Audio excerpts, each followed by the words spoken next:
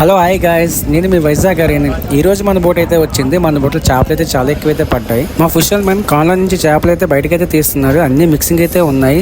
ఈ యాట్లోని వలక పడిన చేపలన్నీ కాన్లో వేసేసుకుంటారు. ఎందుకంటే అక్కడ గ్రేడింగ్ చేయడానికి అయితే టైం సరిపోదు. అందుకే మన ఫిషింగ్ హార్బర్ వచ్చిన తర్వాత చేపలన్నీ సపరేట్ గా గ్రేడింగ్ చేస్తారు. మన బోట్ లో చేపలన్నీ చాలా ఫ్రెష్ గా అయితే ఉన్నాయి. ఎందుకంటే 3 days మాత్రమే వెళ్ళింది. చాలా పెద్ద బోట్ మంది. మన బోట్ కలర్స్ లో చాలా ఫాస్ట్ గా గ్రేడింగ్ అయితే చేస్తున్నారు. అలాగే వాటర్ తో చేపలని చాలా నీట్ గా అయితే కడుగుతున్నారు. అక్కడక్కడ కానగడతలు కూడా వస్తున్నాయి. దాన్ని కూడా సపరేట్ గా ఏరిసి పక్కనైతే పెడుతున్నారు. అలాగే పెద్ద చేపలు కూడా సపరేట్ గా అయితే ఏరుతున్నారు. అవి పక్కనే పెడుతున్నారు.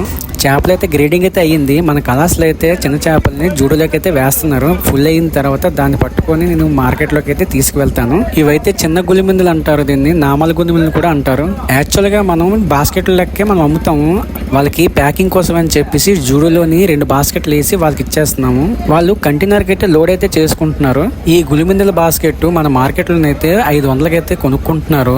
అలాగే బుట్ట పెద్ద చేపలు అయితే 1000 రూపాయలకి అయితే కొనుక్కుంటున్నారు. పెద్ద చేపల్లోనైతే మిక్సింగ్ అయితే ఉంటాయి చాలా చేపలు. ఇవి చిన్న రైలు, దీన్ని గుల్ల రైలు కూడా అంటారు. మా అన్నయ్య గారు అయితే రైలు అయితే తీసి బుట్టలోకి అయితే వేస్తున్నారు.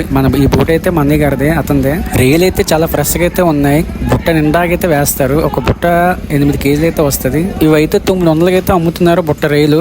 ఒక కాన్ లో చేప అయితే మొత్తం అయిపోయి ఇంకా రెండో కాన్లు అయితే స్టార్ట్ చేస్తున్నాం ఇప్పుడు. ఇవి కూడా కొంచెం బాగానే ఉన్నాయి. మన బోట్ లోనైతే 8 కాన్లు అయితే ఉంటాయి. కానీ ప్రెసెంట్ అయితే మనకి 3 కాన్ల చేప అయితే పడింది. చేపలు తీస్తుండగా ఇదైతే కనిపించింది. దీని పేరు అయితే కదురు అంటారు. సాధారణంగా అయితే చిన్నవే పడతాయి, పెద్దవైతే పడవు. ఇది చాలా రేరుగా అయితే పడుతుంది. మన బోటుకి అయితే పడింది. దీని టేస్ట్ చాలా బాగుంటది. దీన్ని ఎండబెట్టుకుని తింటే ఇంకా బాగుంటది.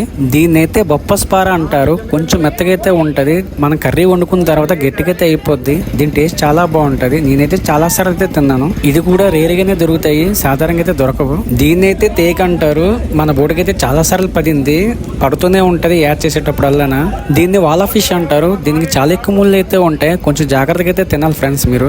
మన బోట్ లో బ్లాక్ సందలు కూడా పడ్డాయి. ఇది ఒక 300 గ్రాములు 400 గ్రాములు అయితే ఉంటాయి. ఇది ఒక కేజీ అయితే ఒక 500-600 లోపు అయితే ఉంటాయి. ప్రెసెంట్ ఈ రోజు రేట్ మాత్రమే. ఫ్రెండ్స్, ఈ చేప చాలా వింతగా అయితే ఉండి, ఇది చిలకలాగా ఉండే కానీ చిలకైతే కాదు. దీన్ని ఒక ఎలక అని అంటారు. ఇది బ్రౌన్ ఎలక. నేను చూడడం ఇది రెండోసారి. సాధారణంగా అయితే చాలా రేరుగా అయితే పడుతుంది. మీరు చూసుంటే కింద అయితే కామెంట్ చేయండి. దాంట్లో ఇది వైట్ కలర్. సాధారణంగా అయితే ఎవరు తినరు. మేము కూడా అసలు తినము. దీన్ని ఒరిజినల్ ఎలక అంటారు. దీని టేస్ట్ చాలా బాగుంటది. నేను చాలా సార్లు అయితే తిన్నాను. మీకోసం అయితే ఒకసారి కుకింగ్ అయితే చేసి చూపిస్తాను మీకు. ఫ్రెండ్స్, నేనైతే బోటు పైన అయితే ఉన్నాను. బోటు పైన చాలా ఎండి చేపలు అయితే ఉన్నాయి. దానికోసం అయితే నేను చెప్తాను. ఫ్రెండ్స్, ఎండి చేపలు ఏ విధంగా ఎండబెడతారో దాని ప్రాసెస్ ఏంటో నేను మీకు వివరంగా అయితే చెప్తాను ఇప్పుడు. ఈ డ్రమ్ములో ఉన్నవంట పచ్చి చేపలు ఇవి. తర్వాత ఎండబెడతారు. ఈ చేపల్ని సముద్రం వాటర్తో శుభ్రంగా కడిగి ఆ డ్రమ్ములోనైతే వేస్తారు. వేసిన తర్వాత కొంచెం ఉప్పు అయితే వేస్తారు. చేపలు తగ్గట్టు వాటర్ అయితే వేస్తారు. వేసిన తర్వాత 2 రోజుల దాకా నానబెడతారు. దాన్ని నానబెట్టిన తర్వాత మన క్యాపన్ పైన అయితే ఎండబెడతారు. వీటిని క్యాపన్ పైన అయితే ఒక రోజంతా ఉంచేస్తారు. అయిపోయింది ఇంత దీని ప్రాసెస్. దీంట్లో ఉన్న చేపలన్నీ మిక్సింగ్ లో ఉంటాయి. అవి ఏంటంటే గులిమిందులు, సావాడ, బడేమట్లు, కార్లు, పారలు ఇవే ఎండబెడతారు. దీంట్లో ఉప్పు వేయడం వల్ల చాలా వేరంగా అయితే ఎండుతుంది. దాన్ని బట్టి వేస్తారు. మన కళాస్లో అయితే 8 డ్రమ్ములు నిండాగా అయితే చేపలు అయితే వేసి నానబెట్టారు. దీన్ని అయితే తర్వాత ఎండబెడతారు. ఈ విధంగా ఎండబెడతారు. ఈ ఎండలు చాలా టైం పడుతుంది. 2 days అయితే పడుతుంది. ఫ్రెండ్స్, ఇంకా నెత్తలకి రైలుకి అయితే ఉప్పు అయితే వేయరు. చాలా నేచురల్ గా అయితే ఎండబెట్టేస్తారు. ఇదైతే సావాడ కొంచెం పచ్చిగానే ఉండి ఇంకా ఎండలేదు. మీకోసం అయితే చూపిస్తున్నాను. మనం ఎండి చేపలు తిన్నప్పుడు ఉప్పుగా ఉంటది. అది దేని బట్టి అంటే ఉప్పు వేసి నానబెడతారు కదా, దాన్ని బట్టే ఉప్పుగా ఉంటది. ఫ్రెండ్స్, మీకు ఈ వీడియో నచ్చితే సబ్స్క్రైబ్ అయితే చెయ్యండి. అలాగే మీ ఫ్రెండ్స్ కూడా షేర్ చేయండి.